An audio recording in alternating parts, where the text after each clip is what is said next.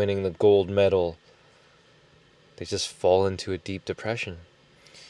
Because that big target, that big challenge they were chasing after, now that it's achieved, they're like, what now? I think we should normalize just being. Okay, what do I mean by that?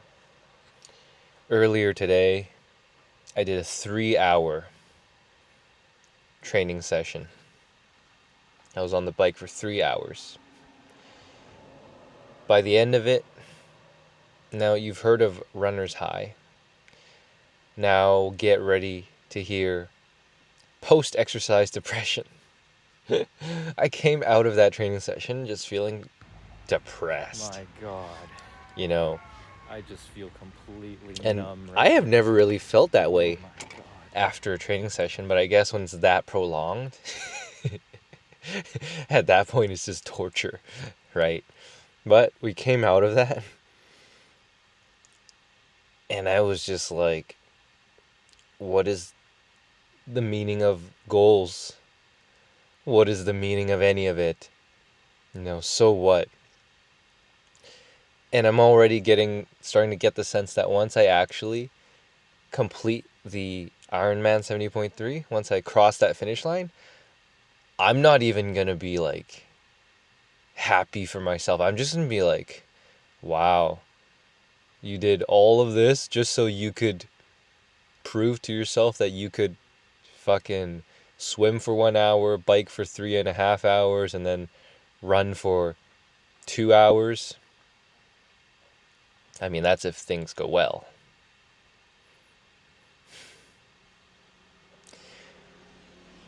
And this kind of ties into this whole idea of post-achievement depression. It's a very real phenomenon. You ask top high performers, you ask Olympic athletes, the best in their class, right? They've all, at various points after huge championships or winning the gold medal, they just fall into a deep depression. Because that big target, that big challenge they were chasing after, now that it's achieved, they're like, what now? What is the purpose of anything? Because if you just went to the moon, right? Actually, I want to look this up. Is it true that, like, the astronauts who go to the moon for the first time and then they come back and then they fall into depression and they become alcoholic or something? Somewhere I heard that. I don't know if it's true. Let me confirm. But it's like, I just went to the moon, and now that I'm back here, in comparison to going to the moon, all of this is bullshit. Like, what's the point of this? I might as well drink, I might as well smoke, I might as well fuck, I might as well... Like, this is a very interesting phenomena, I think. Because when you set yourself such a high standard, and you actually achieve it, you realize it was a false promise. It's like post-nut clarity. It's the exact same thing, okay? Post-nut clarity and post-achievement depression, it's pretty much the same thing. Right? You nut, you achieve, and then you're like, that's it? I pumped and I worked this hard for this big release, and that's it? You feel cheated. Life feels like a hoax. Now, this video really isn't meant to... I just wanted to make this video to kind of make fun of the whole thing. Right? I think a lot of times we get too serious. We think, oh, it matters so much. I have to get here. I have to get there. And, it's like, fair enough. fair enough. As men, if you don't feel that way, then you're already depressed.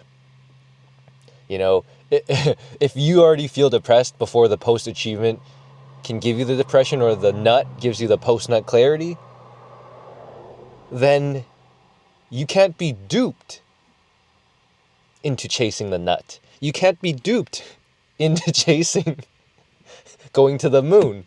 In the Bugatti, every time I feel like somebody's gonna get close to hitting me, I'm like, bro, just total lip. Yo, Abe, how expensive is the lip on my car? He goes, just the lip or the full front bumper? And I'm like, no, just the lip. You're talking about 90 grand for both lips. So if the valet destroys my front lip, I'm out 90 G's if it's just one side, or 180 for both. And then the front bumper, you're looking at about $250,000. And I'm like, okay, what about the headlights? The headlights, looking about like 180 each. The front alone, without the grille, the hood, or the quarter panels, you're talking about like almost $500,000. So I'm like, if somebody's gonna hit me, I'm like, please total me, bro. Because you see that it's a hoax in the first place. If you already see the post-nut clarity before the post-nut clarity can even get to you, then you've broken out of the matrix. That to me is breaking out of the matrix. Breaking out of the matrix is the realization that everything is a hoax. And that everything you strive so hard for, whether that's making a financial killing, whether that's, winning the gold medal, going to the moon, whether that's finding your dream woman, your dream partner, getting into a relationship.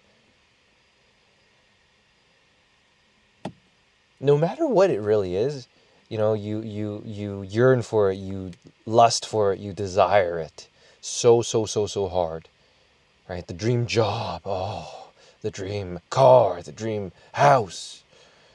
And then once you get it, you're just like, yeah, is this really all life is? Except the thing about, ambition, especially if your ambition is that the more ambitious you are, and the more you achieve, the more numb you become. And the more numb you become, you strive for more. But then you only become more numb after you achieve more. So it's a really funny loop. And all I'm describing here is the Buddhist wheel of suffering. That is all that I'm describing here, right? The ancients knew this 3,000 years ago. This is not new news. The wheel goes around and around and around and around and around, and everybody plays along in this carnival, in this game. And, alright, I don't want to be a party pooper, right? My whole end of the stick is that you should strive to be more, and you should strive to attain the impossible, and go after the fucking moon. I believe in that. But you should know beforehand that the post-nut clarity is real. Okay? You should know beforehand so that when you actually nut, when you actually get to the moon, you're like, oh, that's what he was talking. I knew this all along, so I'm prepared for it. Therefore, I'm just like, because I'm already prepared for it. It won't sink me into more depression than it needs to, because I realize this whole world is a fucking illusion, and we're just here for a short limited time, and we need to pretend like it's important, because what the hell else are we going to do? If we don't pretend it's important, we might as well just commit suicide now, right? Therefore, in order to play the part that life is important and we have to achieve big things, we have to put significance on it. We have to be serious about it.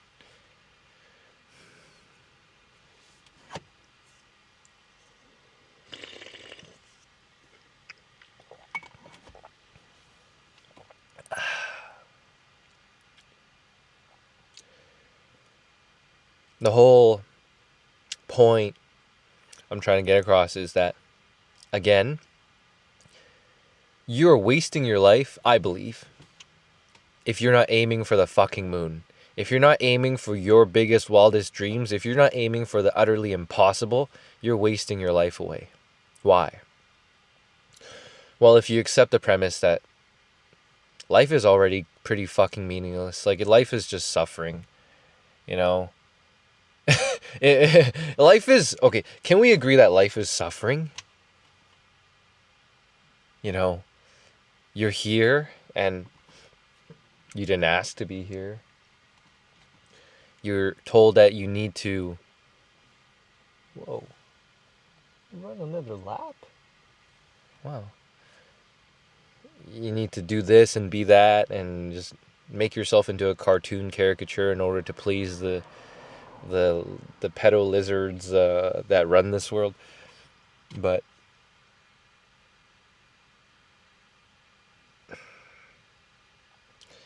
I mean, look at it all, right? Who runs this entire society? Do you look up to those people?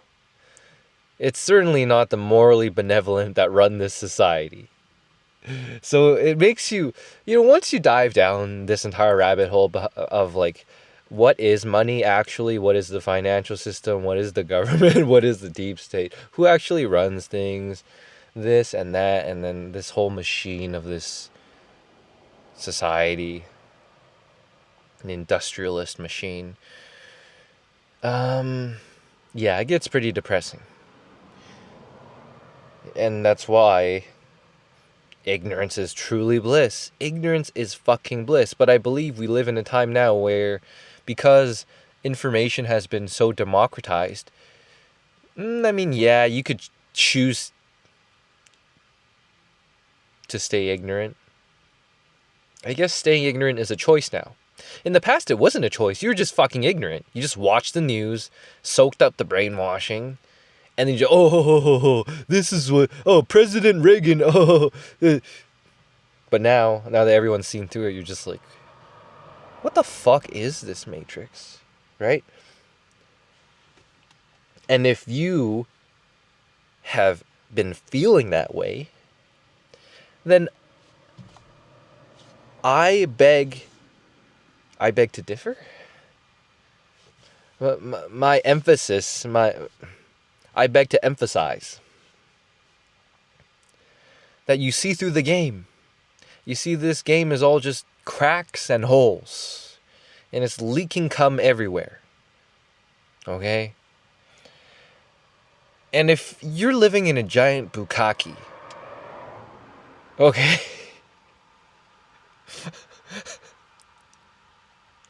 then you gotta stop taking it so seriously. You just gotta be like, hey, let me bust some fucking nuts.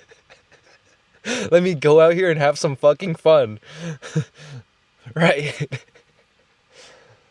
Because this world doesn't reward. I'm not saying it doesn't, but I'm trying to paint a picture. The people at the very top of power are not morally benevolent. So, like, you don't need to be a morally benevolent person to be at the top in this world. And, I don't know, a lot of people will sell their soul because of that. For power, for money, for wealth. Who cares about my own personal standards and morality and respecting other human beings, right? But if you have standards for yourself, if you actually respect yourself, I believe that you choose good character, you choose moral uprightness, right? But you realize the people at the top know that this is a game. And so that's why they are so unafraid to game everyone. Because they know that it's a game. And they know that most of the sheep don't know that it's a game. Then it's only logical that they would tell the sheep what to do. Right? The sheep can't make up their own decisions. So what I'm saying in this video is, make up your own decisions. Go out and be free. Right? This little game that has been created for us, this Matrix, you don't have to be a white sheep inside of it. You know, dare to think different. Dare to live different. Dare to have your own thoughts. Dare to live your own way.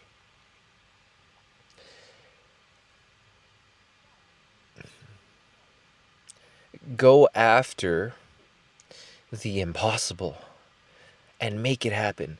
But at the same time, realize that at the end of making the impossible happen is post-nut clarity. Okay? Let me put it like this. No matter how hot the chick is, if you don't have a connection with her, right? If she's just some prostitute or something, the post-nut clarity still hits just the same. Okay? The only thing that's real in this world is love. Right? The difference between having post-nut clarity and having post-nut bliss, let's say, is love, is connection. So I'm using sex as the analogy, metaphor for yourself, for your goals, for your achievements, because majority of people will sell their soul, they will sell their connection to themselves, to life, to the world, to love. They will become disconnected in order to chase a kinked version of power, of money, right? The equivalent is lust. The equivalent of chasing that dark, satanic power and losing yourself in money and power, that is the equivalent to lust. Lust is the sexual equivalent of that. And that is the financial and moral equivalent of lust. Right? But the people who never leave their hearts, the people who stay connected to who they are, the people who stay connected to the people around them, to life around them, to Mother Nature, to women, the people who stay connected are the people who stay in tune with love. And those are the people who are fulfilled every step along the way towards their dreams. Because they know that it's all about love. It's not about lust, it's about love.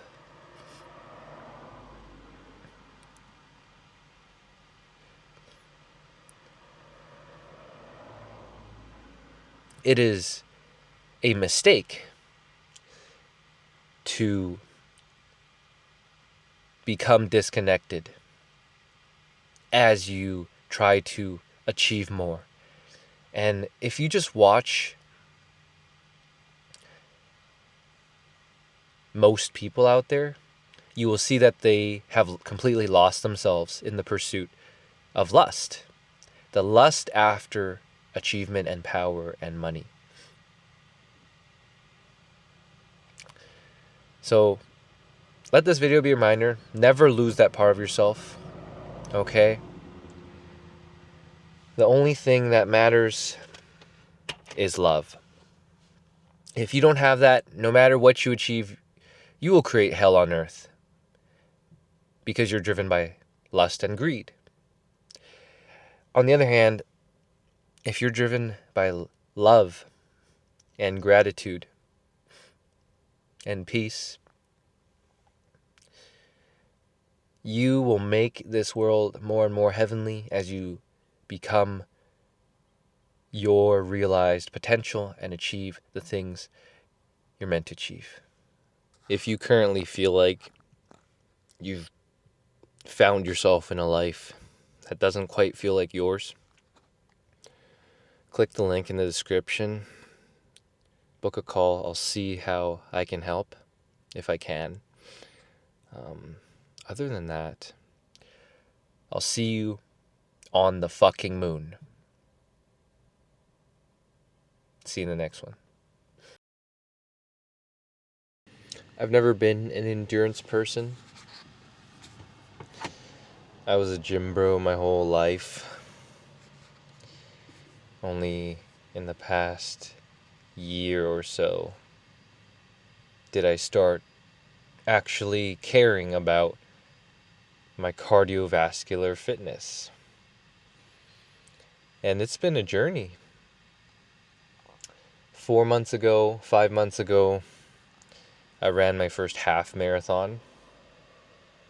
Up until that point, I had no events. So I built my running up to a half marathon. We did that.